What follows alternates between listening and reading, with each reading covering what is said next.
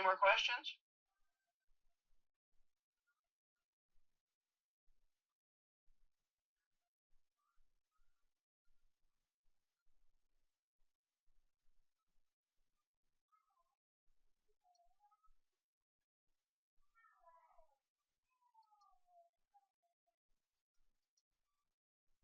Yes, that's very true, Brad. Very good. Very good point. It says that's true, but any error will be obvious if your calculated number isn't near your fib tool number, and that's very good. It's kind of like a backup tool.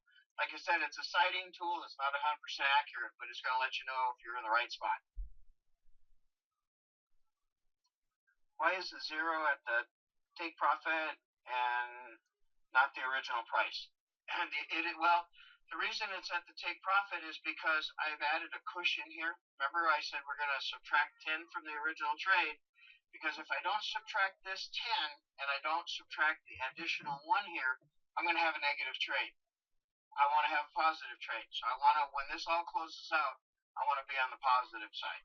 So that's why I'm not near my original price right here. So the zero line is 10 pips below this line right here. If I was going up, this line, if I had to go up, if I was up here in the market, I took a buy trade, I would have 10 pips up above my original price right here to start my line and come down so I can do the calculation.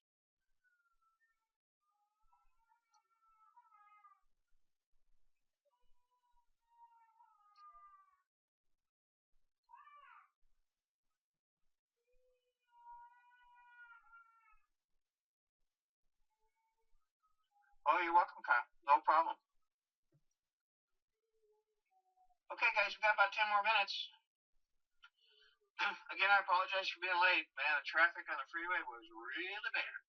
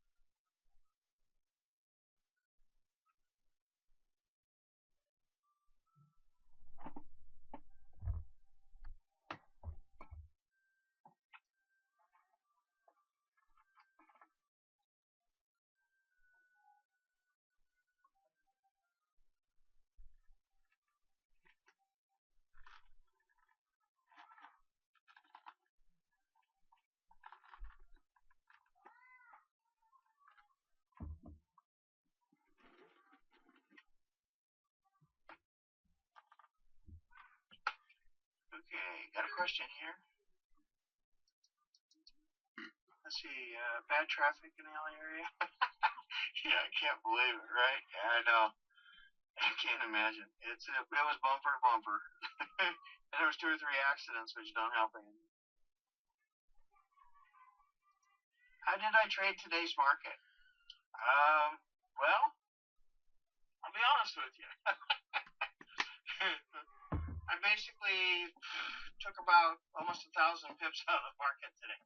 I had a couple buy trades in that I left open because I thought it was gonna go, and it went. And so as long as it kept going up, I was riding the wave. So it just kept going and going. One of the trades I got out right about here, when I saw it start to pull back, I figured it was going to turn around, possibly go down. So I closed 2 out of the 3 out of that, and then I left the one open, and I let it right up to right about, not quite here, but somewhere right around here. I said that's enough, and I go ahead and close it out. So I would say half of it was just dumb luck. I did mean to leave the trade open because I knew the market was going to pop and go up. I didn't think it would go up 400 pips. I really didn't. I thought 200 pips would have been plenty.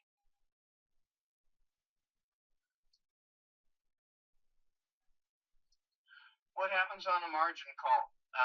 You lose money. What will happen is if you're getting close to margin on your trading screen, your bottom line where it has your margin percent, if it goes to 150% or less, that line turns red, and that's telling you that you're getting close to a margin call. The lower that goes, the closer it gets to 100% is usually around 99 to 100% is when you're going to get margined out. What happens is when you get margined out, it will close every trade it needs to get you to where you're not in risk of margin anymore. So it could take and hit you with one trade, or it could close out 4 or 5, depending on what you have running. So, and it just automatically closes the trade, and naturally it's at a loss. So usually what you're going to end up is, you know how we have the values at the bottom of the screen? We have what the account has in it, how much money we have in, I don't think it's not margin, but equity. We have how much money we have, how much equity. If you get a margin call, usually what's left in your equity is going to be what you're going to end up with if you get margin called. So if I had a $6,000 account and I had $800 in equity and I got margin called, I would probably have about 800 left in my account. You don't want to get margin called. They do not ask you to put more money in. They do not. They just close the trades. They keep closing until that you're not in margin anymore.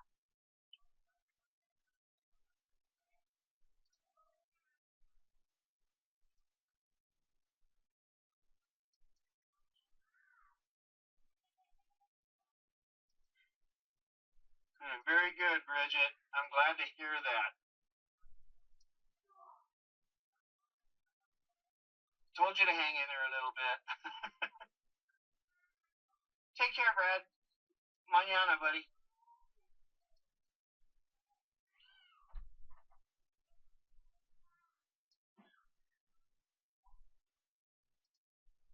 How do you get the fib? How do you get the fib? Question is, how do I get the fib tool in my toolbar?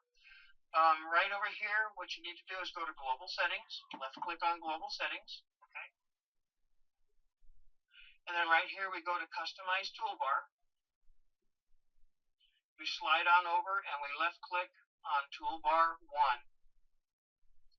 Once you left click on Toolbar 1, it comes up with this right here. Right here where Tools is shut down, you want to expand Tools, so you left click that right there, and as you can see, it expands your tools. All these tools right here I've added to my toolbar, so they're not going to be over here. So if you go ahead and let me bring this down to the bottom, because I'll just undo this right here. Get to the bottom here. It keeps bouncing. There we go. Okay, so let's go ahead. I'm going to do a parallel line tool. So I'll highlight it. I left click highlight, and I click on the add button, and it put it right over here.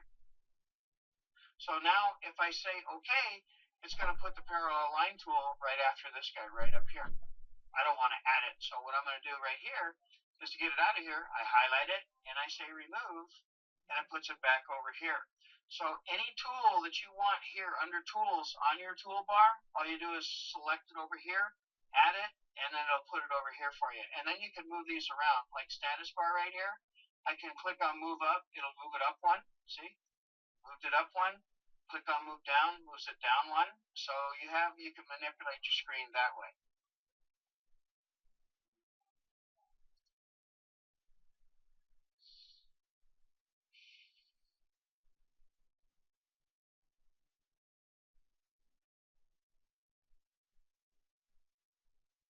And usually what I do up here is I've got the tools I use the most. These are every tools. I don't have to go click toolbar in here. I can get them out of this tools, but right here, they're right here, and I can click them and do whatever I need to do with them. So these are the ones I use the most, and that's why I have them on my toolbar.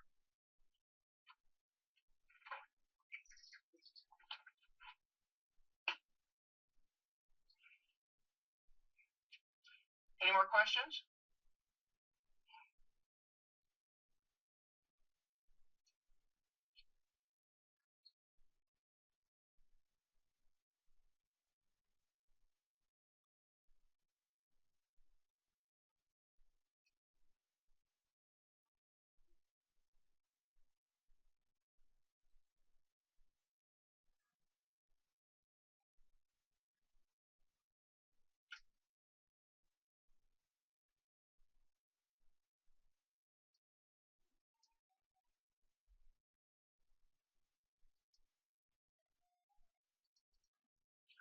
The question is, have I had a price average go against me? If so, what did I do? Yes, I have. And usually, when it went against me, I closed it. I just took the hit on the price average and then didn't worry about this trade here because it left me enough that I could still hang in here and price average when it did go wrong. I basically closed the trade because I can't price average another price average and I can't really hedge. I can hedge the price average, but boy, when you start dealing with 8 times the value in a hedge and the price average, it gets really risky. So when the trade started going bad, I just closed it down, took the hit on the price average, went in and did it another day, to get it out of here. And then I took the loss. I just took the loss because I sure didn't want eight times the value of what I already had bad going here, going against me, and that bad price average. So I took about a 10 pip hit, so 12 pips because I saw that it was going the wrong way.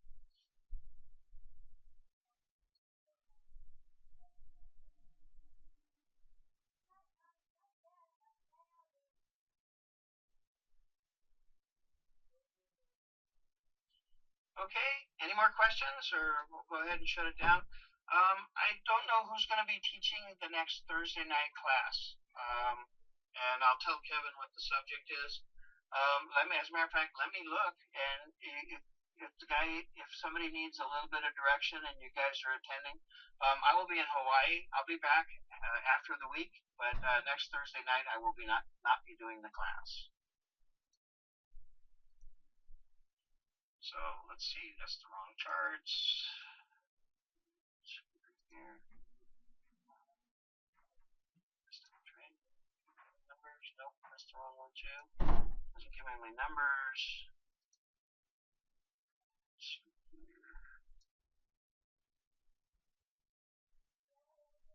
I'll skip this one here. Okay, so we did price average. Okay, guys, the next class is going to be hedging, and I will tell Kevin. I will notify Kevin that the next class is hedging. But if any of you guys are in attendance and the whoever's going to teach the class is a little lost, oh, thank you very much, Joe. If anybody's at a loss, the next class should be hedging because I start at the top and go to the bottom. So we've got hedging to go, margin, psychology of trading. So we have 3 more sessions of this, and then the next we just start right back at number 1 again. So hedging is going to be the next class.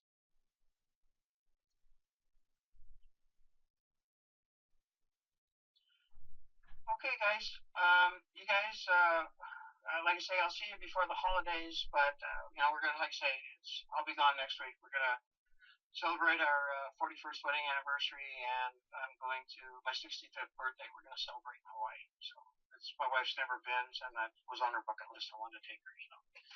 That's where we'll be. So you guys take care. Have a great weekend. I will be doing the sat trade this Sunday. No, I won't. I am in the air. So I think Kevin's going to do the sat trade this Sunday and next Sunday because I leave on Sunday, return on Sunday, and then after that I'll be back to see you guys and talk to you guys. So everybody take care. Have a great weekend. Enjoy the time. You're more than welcome. You guys are more than welcome. So you guys take care. I'm going to go ahead and sign off.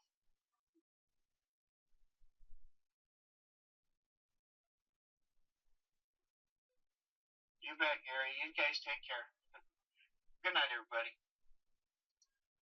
Well, before I go, thank you very much for attending. You guys have a good one.